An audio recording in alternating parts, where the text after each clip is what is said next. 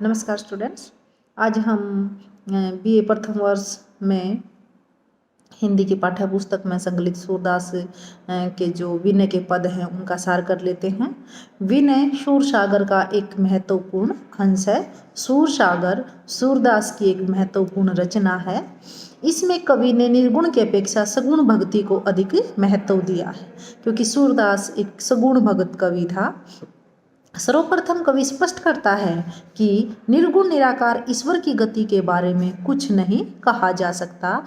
वह निर्गुण को एक गूंगे के गुड़ के समान मानता। गूंगे को जैसे गुड़ का अनुभव कर होता है कि वह उसका रसपान तो कर लेता है, लेकिन उसे शब्दों में व्यक्त नहीं कर पाता। तो इसी तरह से सूरदास जी निर्गुण ब्रह्मा को मानते हैं और वो सगुण ब्रह्मा की आराधना करते हैं। निर्गुण ब्रह्मा है जो वो मन वाणी से अगम्य गोचर है, उसे वही जानता है जिसने उसे प्राप्त किया है। इसलिए जिस ईश्वर के किसी रूप रेखा गुण जाति का पता नहीं है, उसके पीछे व्यक्ति कहाँ तक भागता फिरे। इसलिए कवि ईश्वर की सगुण लीला का ही गान करता है।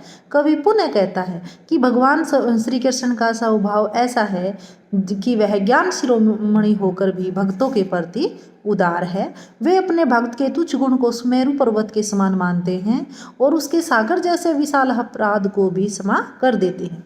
वे दयालु अपने भक्त के पीछे पीछे घूमते हैं। जो व्यक्ति स्वामी श्री कृष्ण से विमुख हो जाता है, वह उस जैसा भाग्यहीन संसार में और कोई दूसरा नहीं है।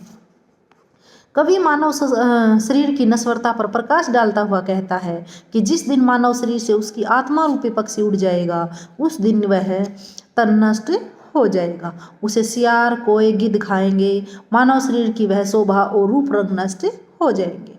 घर के लोग उत्सव को जल्दी घर से निकालेंगे और जिन बेटों को देवी देवताओं की मनौती करके प्राप्त किया था, वहीं बांस से उसके सिर को फोड़ देंगे।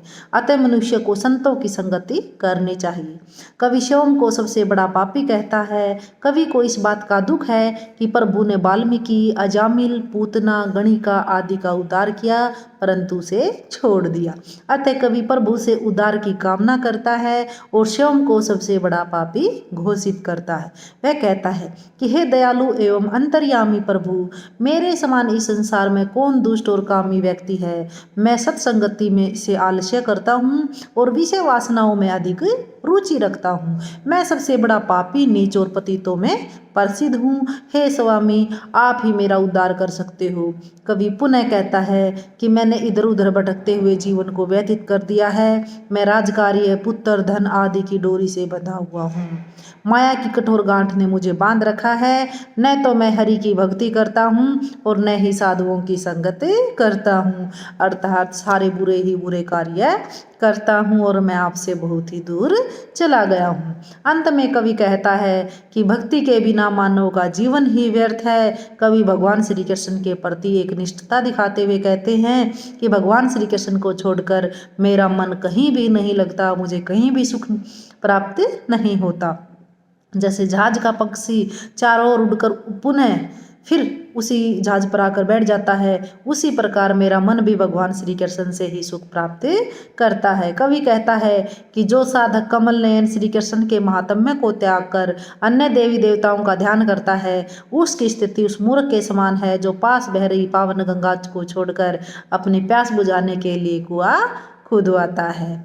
जिस भ्रमर ने कमल के रस को चख लिया है, उसे करील का फल कैसे अच्छा लग सकता है। कवि कहता है कि प्रभु श्री कृष्ण मेरे लिए मनचाही वस्तुओं को देने वाली कामधेनु गाय के समान है।